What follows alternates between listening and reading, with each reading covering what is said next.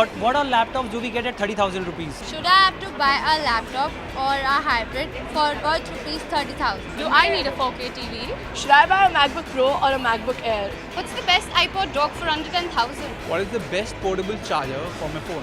Which laptop should I buy for rupees 30,000? Should I buy a laptop or a hybrid for 30,000? Can the sun charge my smartphone? The hottest category in laptops under 30K. Should you be buying a 40K TV right now, today, in the ultimate portable battle between the MacBook Air and the MacBook Pro? This is Unboxed, the ultimate tech buying guide, and the best experts in the field are about to join me in this stunning location.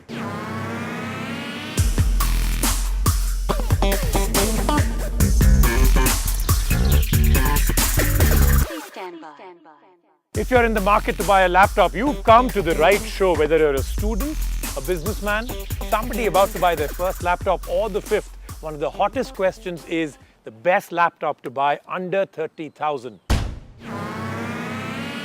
That's what we're about to answer with one of the biggest experts in the field. Nicknamed Bones by his friends, he is a self-claimed hyperactive techie.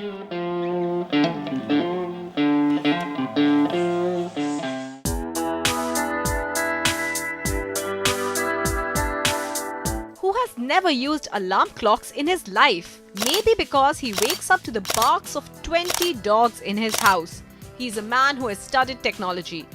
He is a sound engineer by degree, studies digital journalism, an ardent fan of the iconic television show Star Trek, and is a trained blues guitarist. A serious tech blogger in the day and a serious party animal by night.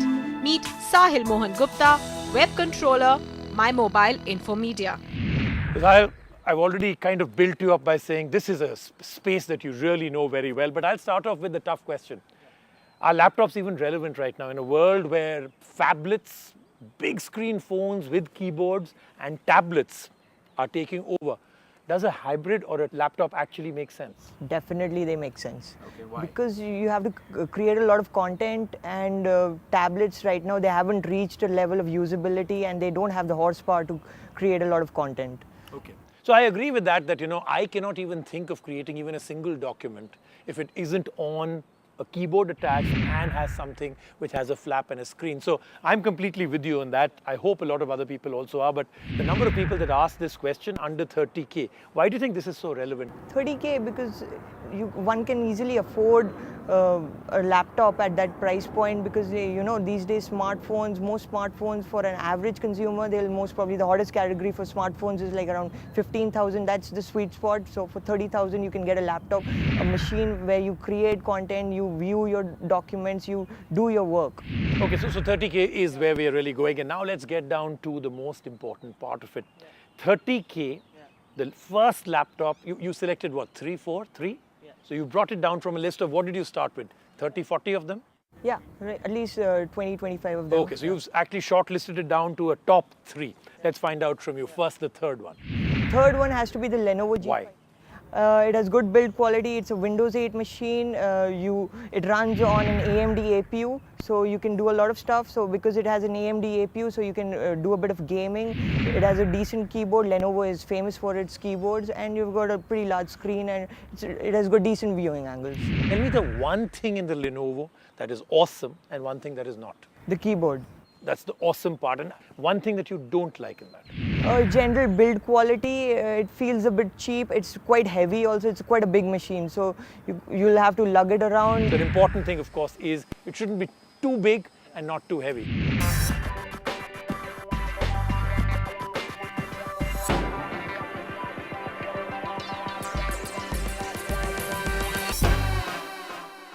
Lenovo, the good and the bad is done. What's the next one? The next one is the HP 14 Chromebook.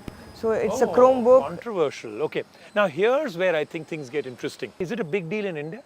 In India, they're just starting off. In the US, they're making a lot of waves. Especially for students, a Chromebook makes a lot of sense because we live in a connected world and we hardly do anything without being connected to the internet.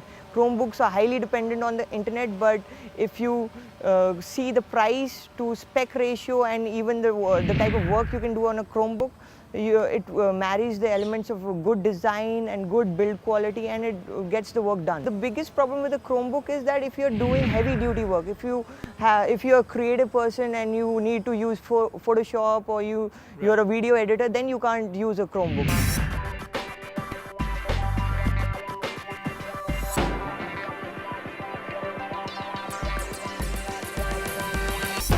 Okay, let's get down to the big winner. If you have 30,000 rupees with you in your pocket, you walk into a store, you would say buy which laptop? The HP TouchSmart. Okay, now that's the one with the touch screen.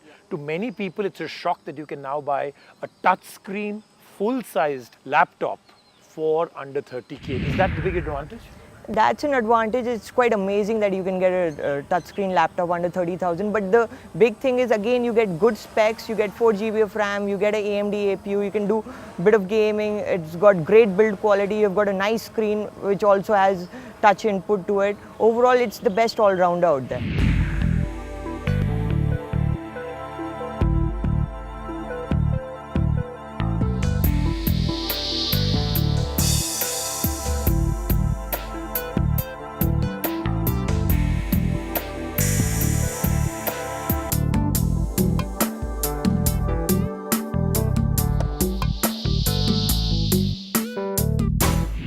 Walk into a store. Can you tell us 2 or 3 tips and tricks on what should you do in a store where they have 40 laptops displayed for you to finally choose the best laptop? Suppose I've brought it down to, these are my top 5. What do I do when those top 5 are in front of me? Some tips and tricks to buy. First of all, you should just pick it up, see the build quality and feel the weight of it. If it's too heavy, then it's not for you. Then the other thing to see is the viewing angles. And of course, the third one would be the big one. Get familiar with the keyboard and controls. Don't buy a laptop. And this is just me and 100 other experts that will actually put this together. Don't buy a laptop till you haven't spent at least 20 minutes on the keyboard. If you don't do that, you're going to buy a laptop that you will not be happy with. Great, thank you very much. We've actually brought it down to one of the best laptops that a person can buy under 30,000, but you're still going to be on the hot seat. I'm going to find out from you. 4K TVs, the big buzzword, huge advertising. Every single big company has a 4K TV out there. Should you be buying one right now? Whether you call it Ultra HD, the next generation, a paradigm shift, or just 4K TVs, it is the next big thing if you're about to buy a TV. But should you be buying one today? Of course, now joining us is Samir.